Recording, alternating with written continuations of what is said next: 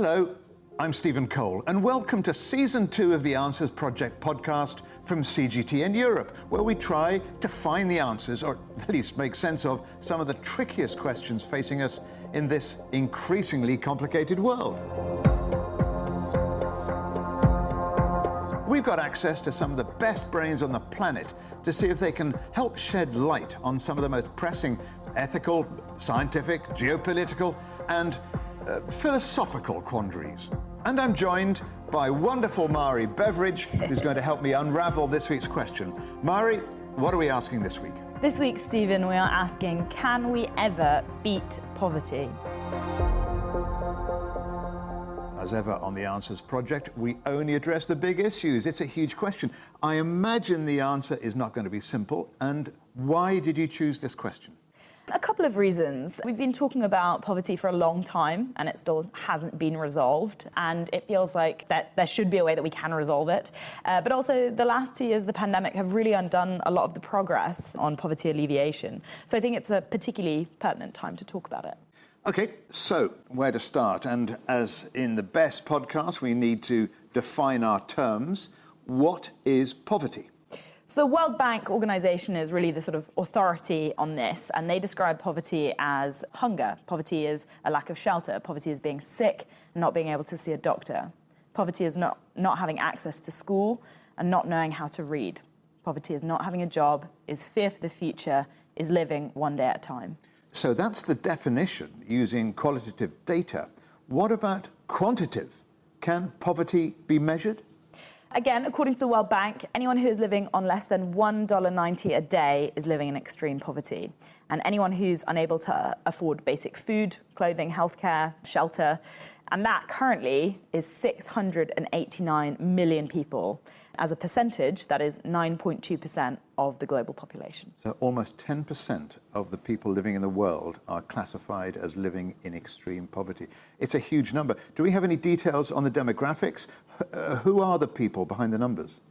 So children actually account for 2/3 of the world's poor, and women represent a majority in most regions, but we'll come to gender parity a bit later on.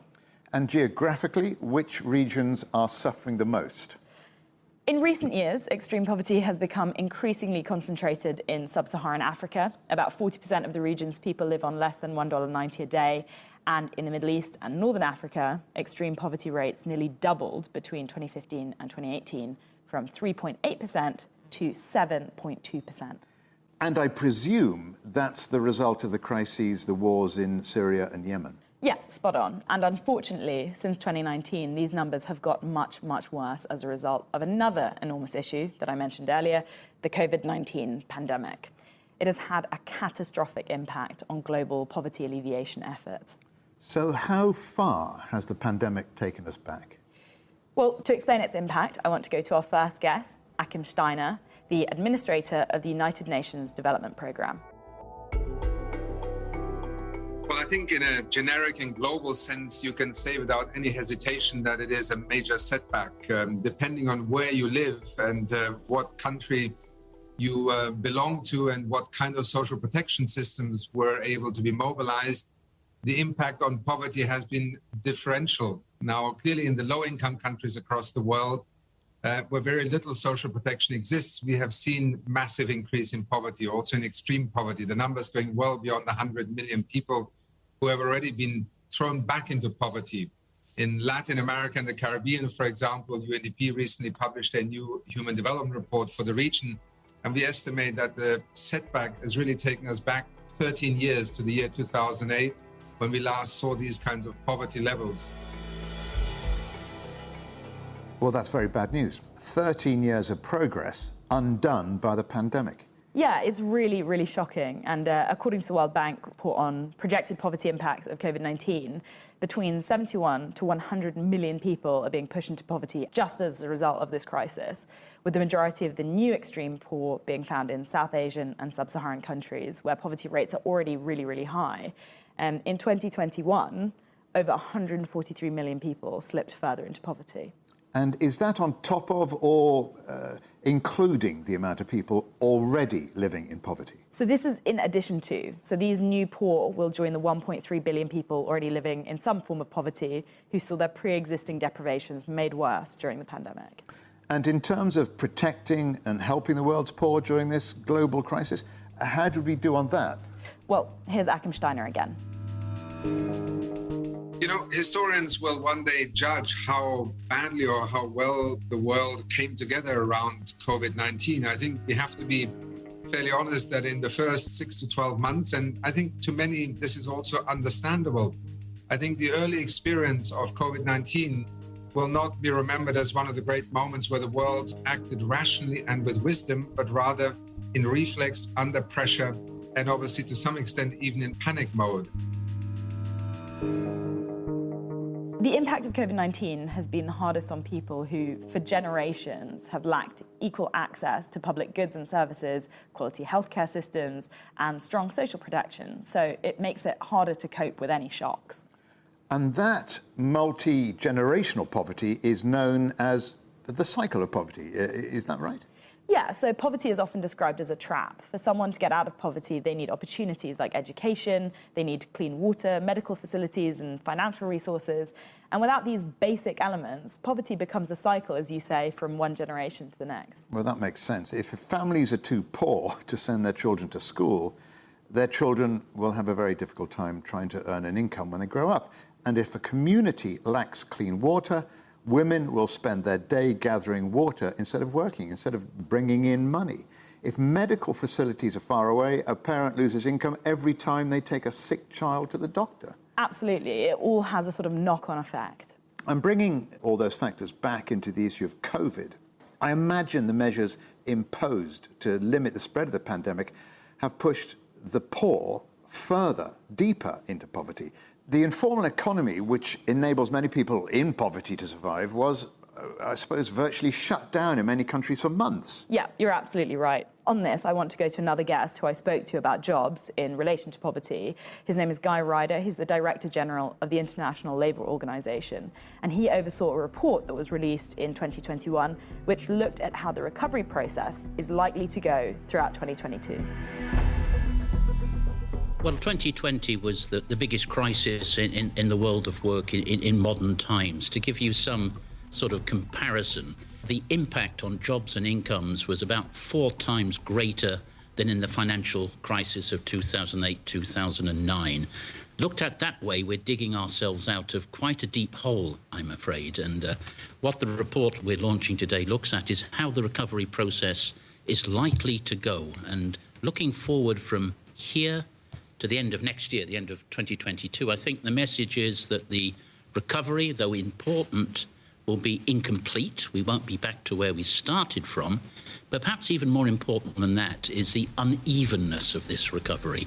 Some are going to do quite well. Others are going to have a very hard time of it. Yeah, it's interesting. He mentioned the inequality and unevenness of the recovery. So who's pulling the short straw? Well, it's women in particular who have been disproportionately impacted by the pandemic. You may or may not be surprised to hear that women have lost their jobs in significantly larger numbers than men. Right. Why is that? Or how come? Well, here is Guy Ryder again to explain. Firstly, because they are segregated and concentrated in those sectors which have been hardest hit. Secondly, because often they're on relatively insecure employment contracts, so it's easier for them to be shown the door in the first instance. And thirdly, as you've indicated, they've had to pick up those care responsibilities at home. When schools close, when the kids need looking after, women invariably pick it up. And what is worrying, I think, in particular, is that 9 out of every 10 women who have moved out of their jobs during the pandemic have actually left the labour force. They're not unemployed, they're inactive, as the economists would say. They're simply not participating anymore. So the question becomes, how and will these people come back, these women come back into the labour force? Mari, what our experts seem most frustrated about is that the world was doing relatively well on alleviating poverty before COVID, wasn't it? That's right. Absolute poverty rates had fallen faster in the past 30 years than in any other time on record. And the impressive fall was actually the result of changes in just two countries, China and India. China in particular has done a pretty impressive job with this. That's right. China's President Xi Jinping announced last year that China had met a long-awaited target of lifting the entire country out of extreme poverty by 2021. Yeah. According to the World Bank, China has brought over 800 million people out of extreme poverty since launching economic reforms in the 70s. The national benchmark used by the Chinese government is slightly higher than the $1.90 a day poverty line used by the World Bank to look at poverty globally. For some insight on how it's calculated in China, I spoke to journalist Luo Liming, a reporter from China Radio International, about how the poverty line is calculated there. So the definition of the current poverty line, so that was set in 2011 and is 2,300 yuan in annual disposable income per capita, which is roughly $1 a day, and it looks like a rather modest goal. But 10 years later now, that 2,300 yuan is worth 4,000 yuan at the current price level, and we've already shot through that target. The per capita disposable income of the rural poor increased from 6,079 yuan in 2013 to 12,588 yuan, or nearly $2,000 in 2020. So those are the numbers. I hope you had your calculator out, Stephen. What I found really interesting when chatting with Liming was his personal perspective and how he had seen the face of poverty transform in his lifetime in China. My hometown has been transformed in the sense that previously it was a small basin tucked away in the mountains, and it was remote and we didn't have a lot of interaction. The first time I got on a train was the age of 17 actually, when I had to leave the town and travel to Shanghai to study in the university. And I remember the markets, the fairs, actually, the farmers' markets, if you travel there, it's always stinky, and the commodities, especially the bananas, they were black, they were not fresh. And then in recent years, when I had a chance to travel back home, I was glad to find out that people were using smartphones and we could spend money on fresh vegetables. And vegetables were sort of something we take for granted because we were rural and we had fresh vegetables, but fresh fruits, we didn't grow them locally. So to see them displayed at the fruit stands was something that I wasn't familiar with when I was a little boy. And you're absolutely right, Murray. Seeing the face of poverty, you said, transform in his lifetime, and in such a short amount of time. It must have been incredible for him to see that sort of change in his lifetime. Yeah, absolutely. And Achim Steiner, who we heard from earlier, says China's success with poverty really comes down to two factors. I think the words priority and choice sum up very well, the story of poverty reduction and eradication in China. Priority was given to addressing not only the modernization and industrialization, which clearly became the economic engine of China's remarkable economic growth and development over the last 30 years, but from very early on, there was a strong commitment to also deal with poverty eradication and to address those who were not living in the shiny new big cities being built in the industries around the urban centers, but also to deal with those living in the rural economy and the rural areas of China. And leaving no one behind is something that has been integral to many of China's development policies. It was given a priority and development choices were made. And so China's record in lifting people out of poverty, literally hundreds of millions of people over just 2 or 3 decades, is without precedent so far. Yeah, certainly without precedent. Certainly without precedent in so short a time. So earlier we heard about the realities and difficulties of extreme poverty. Feels like we've entered the solutions phase of this episode, bringing us back to the exam questions. Can we ever beat poverty? And if yes, how? So there are a few key areas to look at when it comes to trying to solve this problem. Tackling hunger, granting access to education, funding innovation, reforming agriculture, creating jobs, management of natural resources, and growth policies. So China and India are really, really good examples that have done well to reduce their extreme poverty numbers through measures just like those. So other countries could take a leaf out of China or India's book. If only it was that simple. A lot of Asian countries have had success in tackling poverty through mass migrations of rural workers to big cities to work in big factories.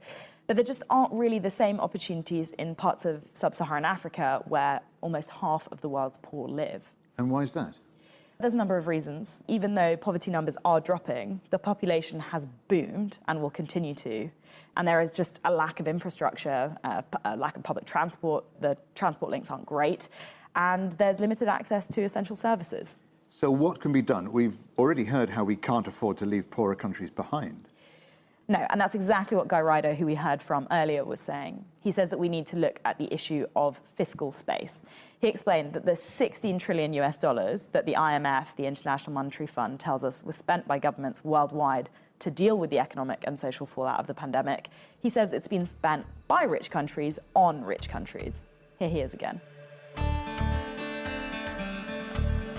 We really cannot leave the less developed countries to fend for themselves. There have been some modest attempts to suspend debt servicing, but I think we have to be very worried that if the developing world, I use the phrase rather generally, is left to its own devices and debt stress is already increasing, then we're going to get into a bit of a mess here. So I think in terms of issues like special drawing rights at the IMF, we need to take care of the fiscal space in the developing world. Plus, and I think we can consider that health policy today is economic policy, we really cannot tolerate a situation, not just from a moral, but from a self-interested perspective, a situation where, many parts of the world are doing very nicely in developing vaccines and getting them into the arms of their citizens, but, to the exclusion of others. And that is going to become not just a moral health issue, it's going to become an economic and development issue as well. And that's a crucial argument. Richer countries are vaccinating, or most of them, and poorer countries are not having the same kind of access to vaccines. So it's a rich versus poor, vaccine-friendly, and people who are at risk from the pandemic. And we can't leave developing nations behind. But what I think is interesting about the poverty conversation is that so often it focuses on poorer countries without recognizing that rich countries have unacceptable levels of poverty too. And I say unacceptable because they often have the means to help their poor and should be holding themselves to a higher standard. And I'm thinking in particular of the United States. As of 2019, 10.5% of the population, which is about 34 million people, have been living in poverty. Now, I'm not sure how these numbers are calculated, but nevertheless, it's still a staggering number. So I actually looked into the American numbers, and the measurements are based on income and a person's ability to meet basic needs. But when looking beyond income to people experiencing deprivation in health and education and living standards, 1.3 billion people in 107 developing countries are multi-dimensionally poor, according to a 2020 report by the UN Development Programme. So what does that mean, multi-dimensionally poor?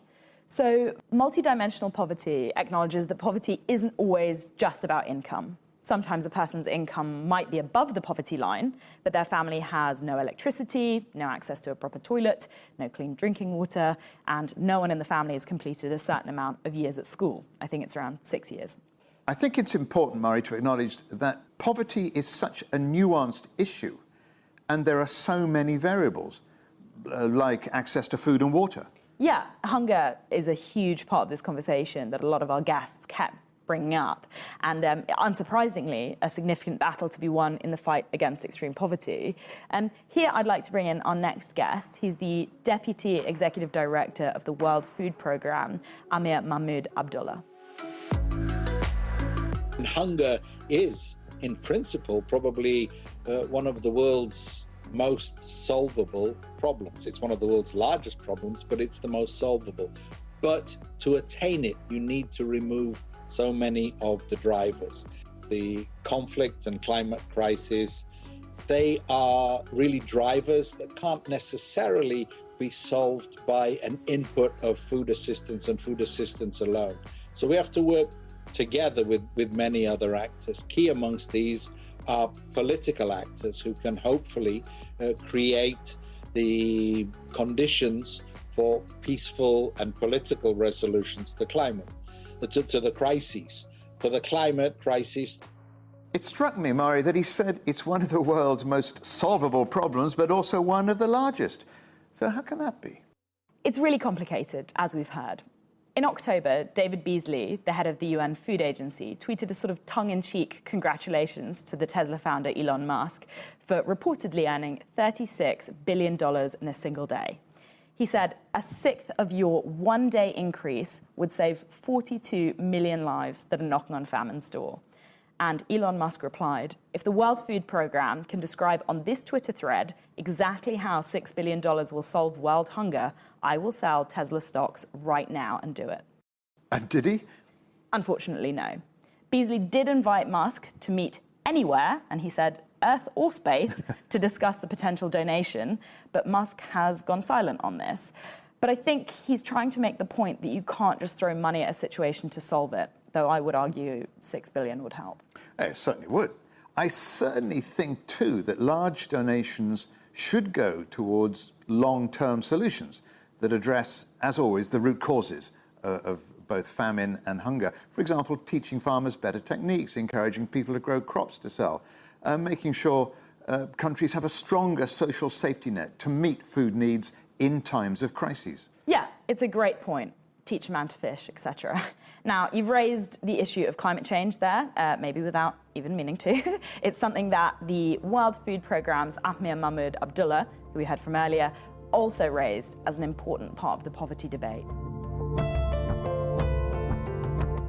With this climate crisis comes in some areas, you've got extended periods of drought, so that people who, many of those farmers are relying on rain-fed agriculture. They can't afford huge irrigation systems, so they're relying on rain-fed agriculture.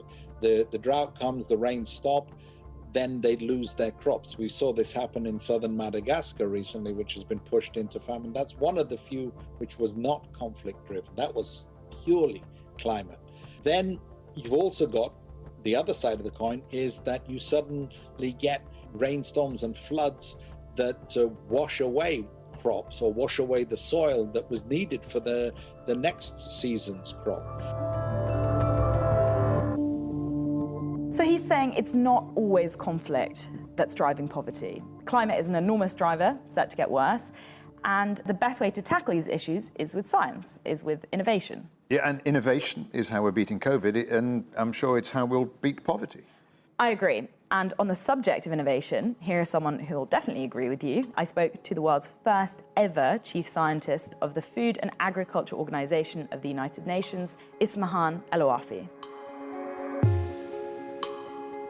My job is to make sure that science, technology, and innovation is at the center of everything we do at FAO. So I'm hoping that with the chief scientist being a new position within FAO, is that I could support FAO in achieving its global mandate, and particularly end hunger, eradicate poverty, and reduce inequalities through science, technology, and innovation. Ismahan El-Wafi says she can't really see another solution to poverty other than innovation at the moment. We have the same playing cards, but we need to play better. How do we play better? We play better only if we use science, we use technology, and we use innovation. And when I talk about innovation, it's really a broad innovation. It's not only technological innovation, it's partnership innovation, it's financing innovation, it's business model innovation. How do we do things? So I think really, because we are at a turning point in history, particularly with COVID-19, that shows us how fragile is our system, how interconnected we are, how much we need to change our agri-food system. We can't do it without science, technology, and innovation. And that's really what I hope I'm bringing to FAO and to its member states. What I keep hearing, Mari, is that solutions revolve around interconnectivity and, as always, global cooperation. Absolutely. It's often shrugged off as a cliche, but really that sentiment was echoed by nearly all of our guests. Eradicating poverty can't be done without partnerships. Oluwafi told me that the UN's water scarcity programme made real changes to the lives of impoverished people, and it thrived on cooperation between countries. The leadership of FAO in developing the water scarcity program really allowed the countries to come together, to understand how their issues are similar, and they could work together, not only because they have underground or surface water that is between their borders that they have in common, but also because they have similar ecosystem, and they could help each other by trading between them, by doing research together, by working on similar policies and making synergies between the different policies. So there is several examples of how FAO have really worked, be it on forestry, be it on fisheries, be it on natural resource management, be it on climate change. There is different examples that really made a huge impact on the ground. I think my main takeaway from that has been there's no quick fix, no one size fits all. The first step to ending extreme poverty is by identifying what's causing it in a particular community and then deciding what needs to change. Because poverty often looks different in various places and it's caused by different factors. The work to eradicate extreme poverty varies depending on the context. I agree. I also think it's kind of incredible what countries can do when they prioritise eradicating poverty as a key goal, as we've seen. And if we are to beat poverty, essential services and infrastructures always need to be improved with new schools, medical clinics, and access to clean water. And people need more economic resources to help boost their income so they can better provide for themselves and for their families. And the work must be sustainable, no quick fixes. What we've heard today tells me that the community must be involved in each step. So, can we ever eradicate extreme poverty, Mari? The UN estimates that to do so, the total cost per year would be about $175 billion, which is a big sounding number, but it is in fact less than 1% of the combined income of the richest countries in the world. And somehow as a planet, we still haven't managed to do it. No, and absolutely no help from the world's billionaires either. Elon, Jeff, if you're listening, it's time to cough out. Sometimes I don't think they are. Mari, thank you very much. We're hoping you, our audience, will get in touch to tell us what you think. Is the world doing enough to tackle poverty? That's the question. And can it ever truly be beaten? Let us know. And if you have a question you'd like answered, we'd love to hear from you on the next episode of The Answers Project. Find us on CGTN Europe's Facebook or Twitter page. You can also subscribe to this podcast on iTunes, Stitcher, or Spotify. Thanks so much for listening. Goodbye. Goodbye.